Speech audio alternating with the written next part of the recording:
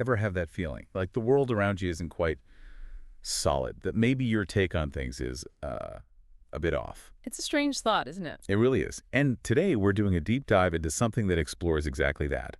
It's the diary of a man named Aksenti Ivanovich Poprishchin. Right, this is from Nikolai Gogol's famous story, Diary of a Madman. We're looking at a version from the Biblioteca Digital ILCE collection. It clearly notes, Gogol, 1809 to 1852. Okay. And Aksenti, our diarist, Mhm. well, he starts out seeming pretty ordinary, a titular counselor. Yeah, think low-level civil servant, like really low-level in 19th century Russia. His first entries give you a real taste of that life. So what's our goal with this deep dive? What are we trying to unpack here? Well, the idea is to follow Aksenti's own account, his diary, see how his view of the world, his thoughts, his perceptions, how they change. Yeah. We want to try and see things through his eyes, even as they get, let's say, more unusual, and maybe pull out some insights about, I don't know, human nature, the mind, without getting too bogged down in jargon. Sounds good. Let's jump into those first entries then. October 3rd, 4th. Right away, he's complaining about work. Oh, yeah. His boss, the section chief, is giving him grief. Says there's a racket in his head, that he makes mistakes. And there's office jealousy too, isn't there? He thinks the chief envies him because he gets to sharpen the director's quills. Exactly. His Excellency's quills, no less. Plus, he's having trouble getting paid, Shale. Mentions the Jewish cashier being difficult about an advance. Standard workplace frustrations, maybe. It feels like it. Mm. But what do you think these early grumbles tell us? Is it just venting? Well, maybe. But it could also be, the first little signs of dissatisfaction, that feeling of being stuck, maybe undervalued. Yeah. And notice how he talks about other departments being corrupt, but his section is all clean and honest. Maybe that's him needing to feel a bit superior, even then. Interesting point. Then things take a turn. It's raining, and bam, he sees the director's daughter and is instantly smitten. Totally smitten. He even tells himself off for it, for being distracted by women. But then comes the really weird bit. He thinks he hears her dog, Medji, talking, like actually talking to another dog.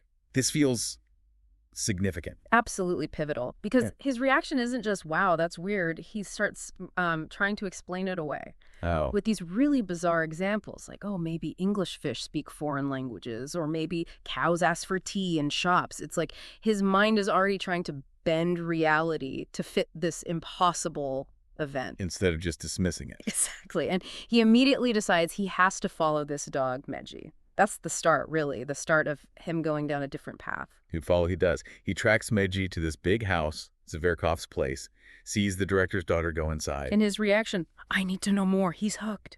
The next day, he's back at the office, practically worshiping the director's setup.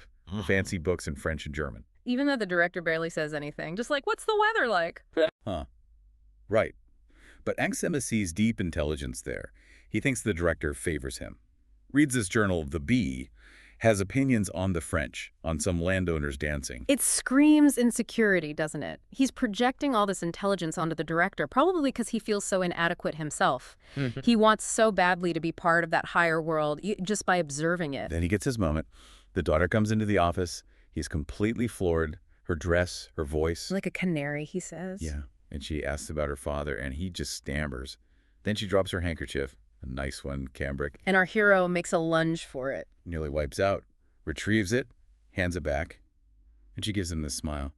Maybe a bit amused, maybe polite. But he sees something huge in it, you can bet, while the servant just dismisses him like he's furniture. He's completely built this whole narrative in his head around this tiny interaction. It's all filtered through his crush. Totally. And then he's writing verses or thinking they're pushkins and standing outside her house like a lovesick puppy. He's already living partly in a fantasy. Okay, let's skip ahead a bit. November 6th. Things get rough. The personnel chief basically tells him off. Yeah, reads him the riot act about chasing after the director's daughter, calls him a zero, less than nothing, points out he's broke. It's brutal. How does Aksenti react to that? Internally, I mean. Oh, he's furious, but defensively furious. Yeah. He insists he's actually nobility, that he's going places, he'll be a colonel someday. Right. He mocks the personnel chief's looks, his status. The only problem, in Aksenti's mind, is the money, not the fact that she's completely out of his league socially. So the denial is strong. Interestingly, though, just a couple of days later, November 8th, he's at the theater. Yeah, seems he scraped together some cash, he enjoys a play, and some vaudeville show that was making fun of judges and merchants. So he can still connect with that kind of social satire, even while his own world is getting weird. It's a little flash of normalcy, maybe, or perhaps enjoying satire about other people's flaws is easier than looking at his own situation. It's a brief moment where he seems engaged with the real world, at least. By November 11th, he's back sharpening quills, loads of them. 24 for the director, 4 for the daughter. Still obsessed. Still fixated on the director's quiet genius and desperate to know what life is like for these high-status people. Which leads him to this truly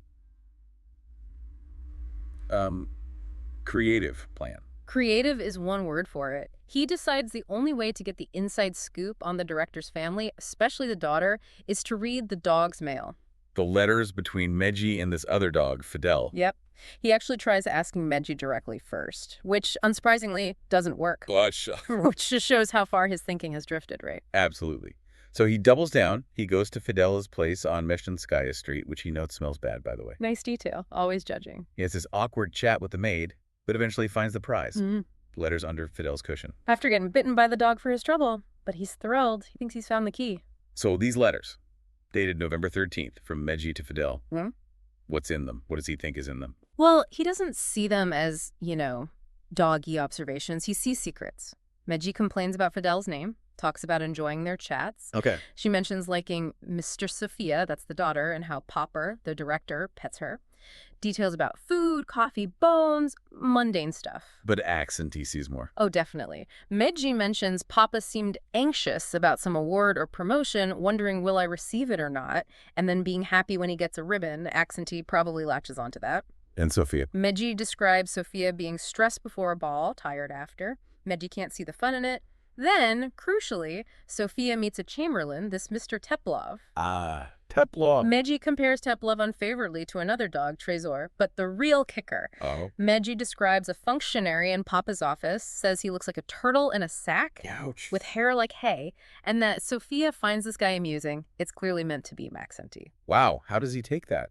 Especially the amusing part. And Medji adds he was sent instead of a servant sometimes. That's devastating for him. He doesn't think, oh, it's just a dog's view. He reads it as the unvarnished truth from inside the household. It confirms all his worst fears about being insignificant, laughable, basically interchangeable with a servant. You can see how that would just pour fuel on the fire of his resentment. Exactly. It pushes him even further away from any kind of objective reality. That humiliation is a powerful catalyst. So now we're really getting into the slide. The entries go from November 13th to March 86th. The dates themselves are becoming unstable. Right. The timeline starts breaking down. We get a letter from Fidel talking about spring, dog admirers. Then Medji reports Teplov is visiting daily. Sophia is clearly into him. Not good news for Accenti. Definitely not. Medji's last letter confirms it. Papa approves, Sophia's in love, and there's talk of a wedding. To a general or a chamberlain or a colonel, someone important. And Accenti's reaction? Pure rage. He just explodes with resentment for chamberlains, generals, anyone with status.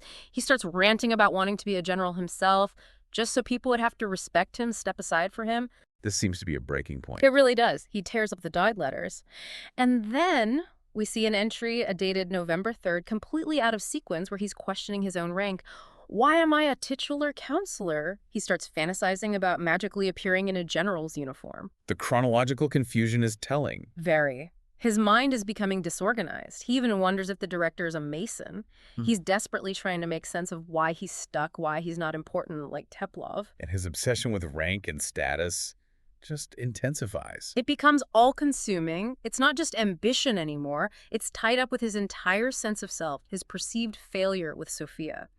He needs an escape from being Accenti, the titular counselor. Which leads him somewhere completely unexpected. Yeah. Spain, December 5th and 8th entries. Yeah, it's a total left turn. Suddenly, he's fixated on the Spanish throne being vacant. He's arguing with himself about how a woman can't rule, convinced the real king must be hiding somewhere. In disguise, perhaps. Maybe even among them, he thinks. He gets so worked up about these Spanish politics that he can't focus, drops dishes. It's completely taken over. Why Spain, do you think?